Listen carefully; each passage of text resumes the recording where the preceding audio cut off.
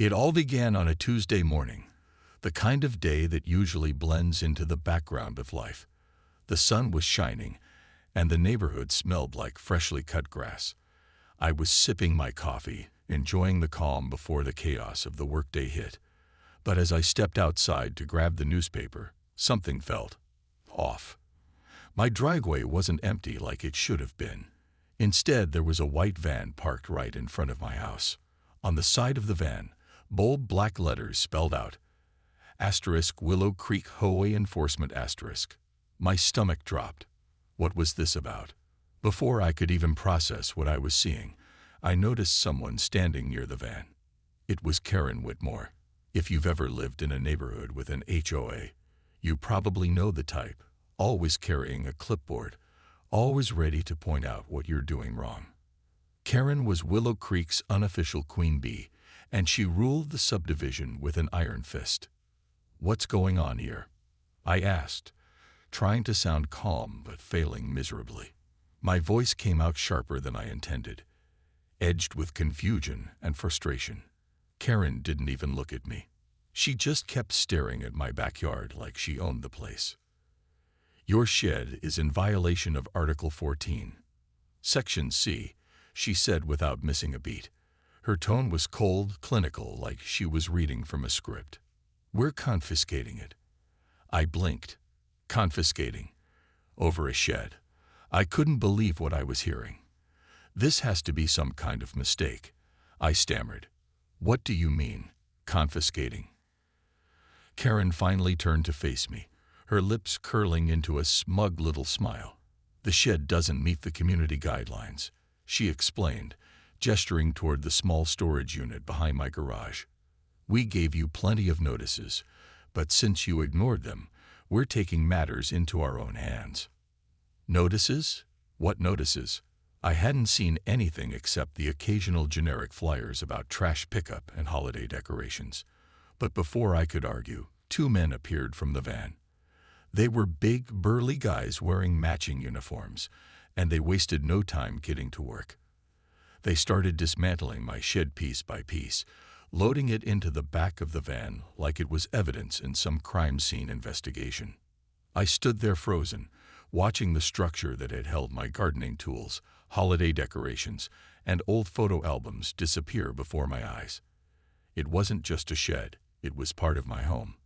And now it was being taken away because of some rule I didn't even know existed. "This is ridiculous," I muttered, mostly to myself.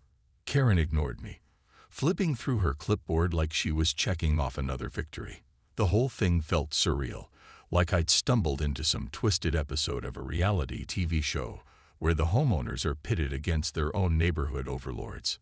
As the van drove off, leaving tire marks on my driveway, I realized this wasn't just about a shed anymore. This was about power. Karen wasn't just enforcing rules. She was sending a message.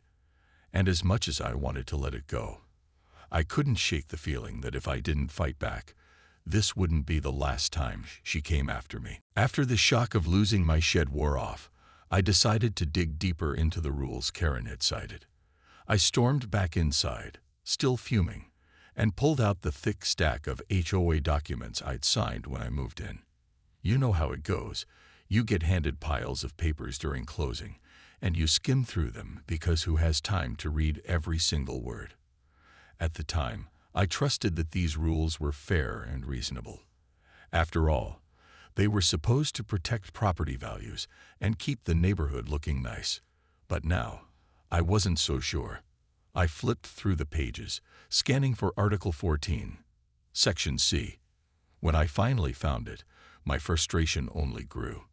The rule stated that no outdoor structure could exceed 6 feet in height or extend beyond designated property lines. Okay, fine, seemed straightforward enough. But here's the thing. My shed was 5 feet tall and sat completely within my lot. I knew this because I'd measured everything myself before assembling it. So why was Karen claiming it violated the guidelines? When I called her later to demand answers, she answered with the same infuriating calmness she always used. "The shed encroaches on the communal easement by 4 inches," she said matter-of-factly, as if this explained everything. 4 inches. Who even measures something like that? It felt absurd, like nitpicking taken to an extreme level. And then came the kicker. The sides, she added smugly. You never submitted prior approval for construction. Construction. That made me laugh out loud. But it wasn't a happy laugh. My shed wasn't some elaborate custom build. It was a prefab unit from Home Depot that came with instructions so simple, even a child could put it together. Yet, according to Karen, failing to notify the HOA beforehand was grounds for confiscation. This whole situation left me feeling powerless. How could someone take away something that belonged to me over such trivial details? Worse, I discovered that I now owed the HOA $500 for removal fees. Removal fees for a shed they claimed I wasn't allowed to have in the first place. The more I thought about it, the angrier I became. This wasn't just about enforcing rules. It felt personal, like Karen was using the HOA's authority to bully people into submission. To make matters worse, I couldn't stop thinking about how casually those men had dismantled my shed and loaded it onto the van. They acted like they had every right to do so, without even giving me a chance to defend myself. Was this legal? Could they really barge onto my property and take things without warning? I didn't know the answers, but I was determined to find out. That evening, I decided to talk to my neighbors. Maybe someone else had dealt with Karen's antics before. As I walked around the subdivision, knocking on doors and sharing my story, I started noticing patterns. One neighbor told me she'd been fined for planting flowers that weren't on the approved list. Another mentioned he'd received a notice for parking his boat in his driveway overnight, even though it was barely visible from the street. Everyone had a story, and none of them ended well. But what struck me most was the fear in their voices. People were scared to speak up, worried about retaliation if they crossed Karen. Some admitted they'd simply paid fines or made changes to avoid further conflict. It was like living under a microscope, where every little decision could be scrutinized and punished. As I listened to their stories, I realized my confiscated shed wasn't an isolated incident. This was bigger than me. It was about control. Karen wasn't just enforcing rules.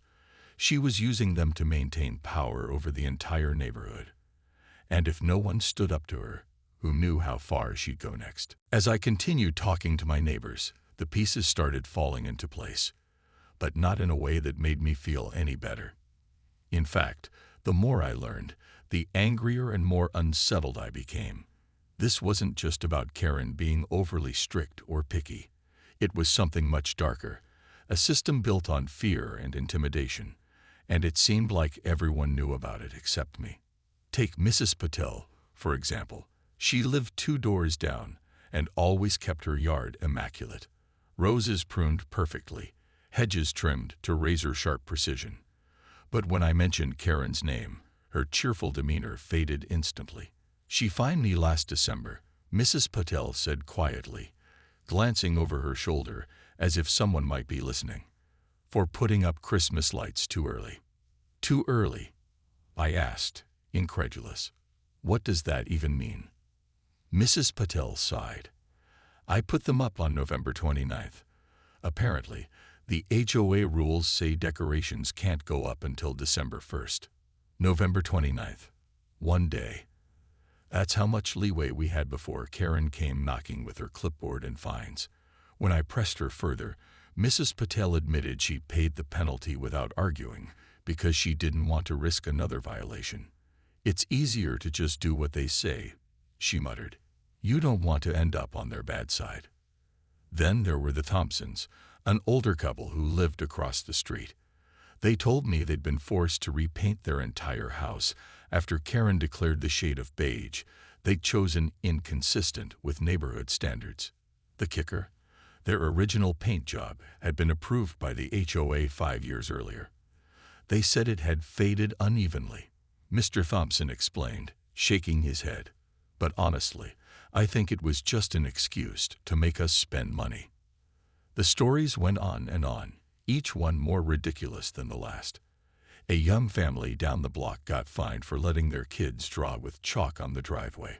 Another neighbor received a notice saying his mailbox post was slightly crooked and needed immediate correction. Every story shared the same theme: Karen wielding the HOA's power to micromanage people's lives, often over issues so minor they bordered on absurd. But the most alarming revelation came from Greg, a retired contractor who lived at the end of the cul-de-sac. He invited me over for coffee one afternoon, and after making sure no one else was around, he leaned in close. "Karen doesn't just enforce the rules," he whispered. "She uses them to keep everyone in line." "What do you mean?" I asked, my heart pounding. Greg hesitated, then lowered his voice even more. "She collects information, photos, emails, complaints, anything she can use against people if they step out of line. If you challenge her, she'll find a way to make your life miserable." My stomach churned. Was this why so many neighbors seemed reluctant to speak up? Were they afraid of what Karen might dig up on them? It sounded paranoid, but given everything I'd heard, it also felt terrifyingly plausible. By the time I left Greg's house, my mind was racing. This wasn't just about enforcing guidelines anymore. It was about control. Karen wasn't just a stickler for rules. She was running a campaign of fear, using the HOA's authority to dominate the neighborhood. And the worst part, most people were too scared to fight back. As I walked home, I couldn't help but wonder, how far would Karen go to protect her reign? And if I decided to stand up to her, what would it cost me? The next morning, I woke up with a strange feeling in my gut. Something wasn't right. At first, I thought it was just the lingering frustration from everything I'd learned about Karen and her reign of terror. But then I opened my front door, and there it was. An envelope, plain and unmarked, sitting on my porch like a ghostly warning. I picked it up cautiously, half expecting it to explode or something equally dramatic. Inside were grainy photographs and a few handwritten notes. My hands trembled as I flipped through them. One photo showed Karen meeting late at night with a city inspector near the entrance of our subdivision. Another depicted stacks of cash exchanging hands in what looked like a diner parking lot. The notes that accompanied the photos were cryptic, but clear enough. Asterisk, she's been skimming money from HOA dues for years. Be careful, asterisk. My heart sank. Skimming money. This wasn't just about nitpicking over rules anymore. This was fraud. And not just any fraud, but the kind that could land someone in serious trouble. If these accusations were true, Karen wasn't just power-hungry. She was crooked. But who had sent this? And why? The lack of a name or explanation made me uneasy. Was this some sort of trap, or was it genuinely meant to help me expose the truth? Either way, holding those photos felt like carrying a ticking time bomb. If Karen found out I had them, there was no telling what she'd do. That night, sleep eluded me. Every creak of the floorboards made me jump. Shadows danced across my walls, and every sound outside sounded like footsteps creeping closer. Paranoia crept in, whispering worst-case scenarios into my ear. What if Karen already knew someone was onto her? What if she decided to retaliate against me? Claire noticed my anxiety and asked what was wrong. "Nothing," I lied, forcing a smile. But she saw right through me. "You're not still obsessing over that shed, are you?" she asked gently. I wanted to tell her everything, to show her the photos and explain why this was so much bigger than a confiscated storage unit. But I couldn't bring myself to involve her. Not yet. Not until I knew how dangerous this really was. The next day, I tried to act normal, but my mind kept racing. I replayed every conversation I'd had with Karen, searching for clues I might have missed. Had she ever hinted at anything shady? Had anyone else suspected her of wrongdoing? The more I thought about it, the more convinced I became that exposing her corruption was the only way to stop her once and for all. But standing up to Karen wouldn't be easy. She had eyes everywhere, or at least, that's what it felt like. Every neighbor seemed too afraid to speak out, and I couldn't blame them. Who would dare challenge someone with so much control? Still, as I sat alone in my kitchen staring at the photos, I realized something important. Fear is exactly what Karen thrived on. And if I let her scare me into silence, she'd win. So I made a decision. No matter what happened next, I wasn't going to back down. If Karen thought she could intimidate me into submission, she underestimated how far I'd go to protect my family and my home. Because sometimes, doing the right thing means taking risks, even when those risks feel impossible to face. The day of the monthly HOA meeting arrived, and I could feel my nerves buzzing like a live wire. My stomach was in knots, but I knew this was the moment to confront Karen head-on. Armed with the anonymous evidence, the photos and notes, I walked into the community center where the meetings were held. The room was already filling up with neighbors, some chatting quietly, others scrolling through their phones. Everyone seemed oblivious to the storm that was about to hit. Karen sat at the front of the room, as usual, her clipboard resting neatly on the table in front of her. She looked calm, almost smug, like she owned the place. But when she spotted me walking in with a folder clutched tightly in my hand, her smile faltered for just a second.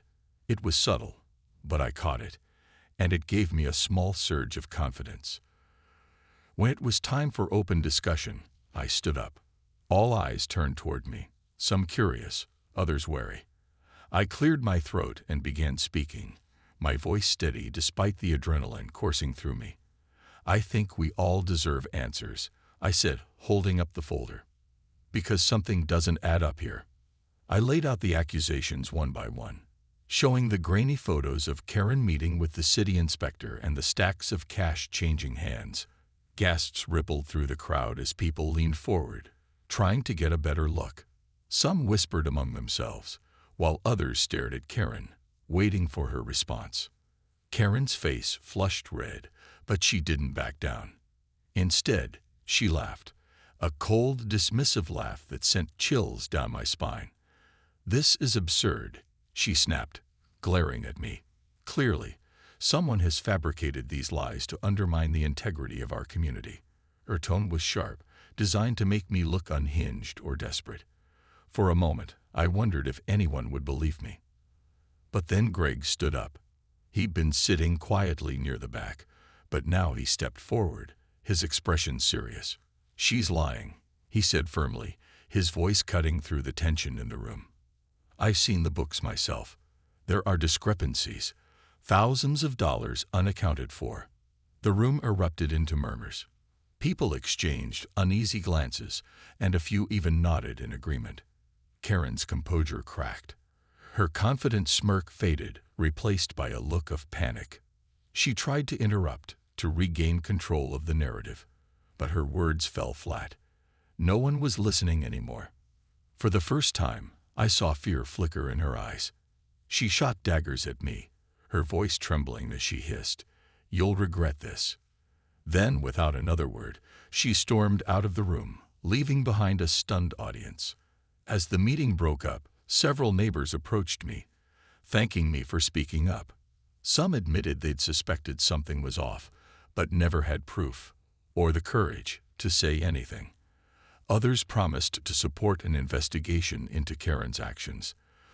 For the first time since this nightmare began, I felt a glimmer of hope. Maybe, just maybe, we could take back our neighborhood from her iron grip. But deep down, I knew this wasn't over yet. Karen wouldn't go down without a fight. And if there was one thing I'd learned about her, it was that she played dirty. Still, standing there surrounded by neighbors who finally seemed ready to stand with me, I realized something important. Sometimes, the hardest battles are worth fighting. Not just for yourself, but for everyone else too. If I thought Karen would back down after the meeting, I couldn't have been more wrong. In fact, things got worse, much worse.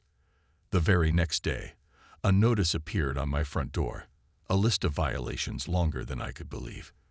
My mailbox was too colorful, my fence posts were misaligned, and my rose bushes, apparently, they'd violated visual harmony guidelines. It was ridiculous, like she'd gone out of her way to find every possible thing she could nitpick about. Fines started piling up faster than I could process them. Each one came with a deadline and a warning that failure to comply could result in foreclosure. Foreclosure. Over a crooked fence post. I stared at the stack of papers on my kitchen table, feeling like I was drowning. How could anyone survive this kind of relentless pressure? But that wasn't even the worst part. Late one night, I woke up to the sound of shattering glass. My heart leaped into my throat as I grabbed a flashlight and hurried downstairs. The living room window had been smashed, and shards of glass glittered across the floor like jagged diamonds. But what made my blood run cold was the spray-painted message scrawled on the wall inside. Asterisk back off, or else asterisk. Claire found me standing there, frozen in shock. Her hands flew to her mouth when she saw the damage. "What is happening?" she whispered, tears welling up in her eyes. I didn't know how to answer. All I could do was clean up the mess and call the police, though deep down, I doubted they'd be able to do much. Who would believe me if I accused Karen of vandalism? She was too careful, too calculated. The days that followed were a blur of stress and paranoia. Every creak of the house made me jump. Every car driving past felt like it was slowing down to watch us. Claire begged me to stop fighting, her voice trembling with fear. "It's not worth losing everything over," she pleaded. "Please, let's just drop it." Her words cut deep because I knew she was right, to a point. This fight was taking a toll on both of us, and the stakes kept getting higher. But quitting wasn't an option either. If Karen thought she could scare me into submission, she didn't know me very well. I couldn't live like this, constantly looking over my shoulder, waiting for her next move. Something had to give. So I doubled down, reaching out to other neighbors who'd expressed support after the meeting. Together, we gathered signatures for a petition demanding an independent audit of the HOA's finances. Greg helped draft letters to local news outlets, hoping to shine a spotlight on Karen's actions. Slowly but surely, we built momentum, refusing to let fear silence us. Still, the retaliation kept coming. Inspectors showed up unannounced, citing new violations I'd never heard of before. Our yard became a revolving door of strangers measuring, photographing, and critiquing every inch of our property. It felt like we were under siege, trapped in a nightmare we couldn't escape. One evening, as I sat on the porch trying to unwind, Claire joined me. We didn't say much, just sat there side by side, watching the sunset paint the sky in shades of orange and pink. Finally, she broke the silence. "I'm scared," she admitted softly, "but I'm also proud of you. You're doing the right thing, no matter how hard it gets." Her words gave me strength. This wasn't just about me anymore. It was about standing up for everyone who'd been bullied, silenced, or pushed around by Karen's abuse of power. And while I didn't know what lay ahead, I did know one thing. I wasn't going to let her win.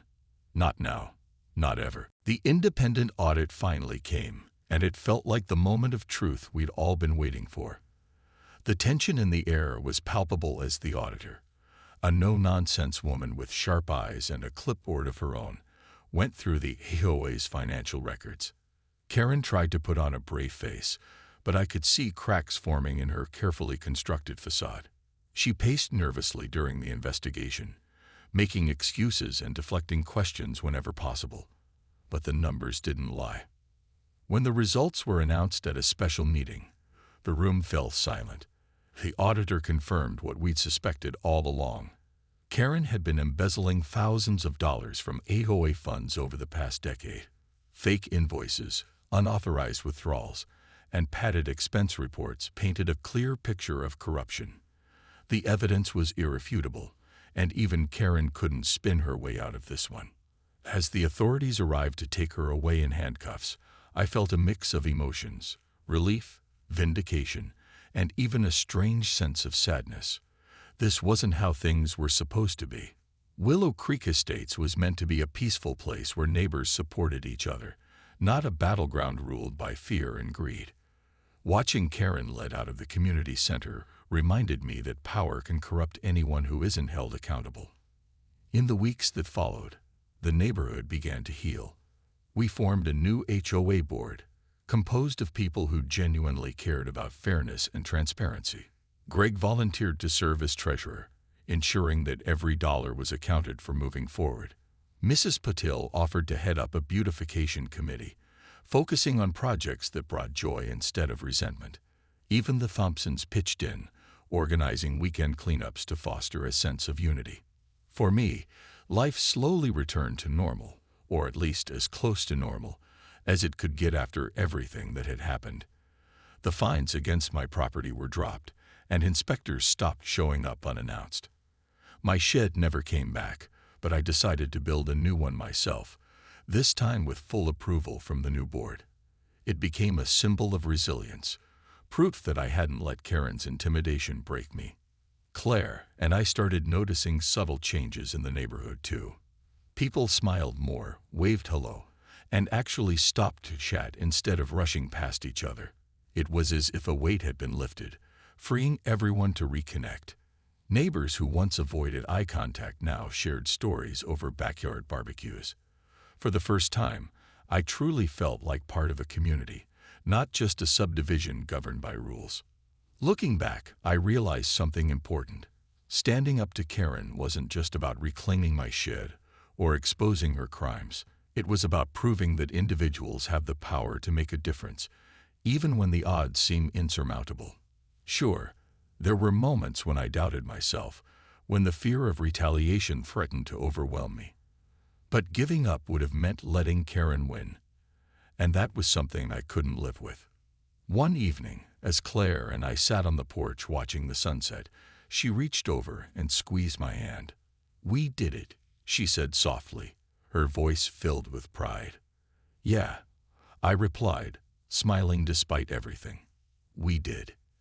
And though the scars of the past few months would always linger, they served as a reminder of what we'd overcome together.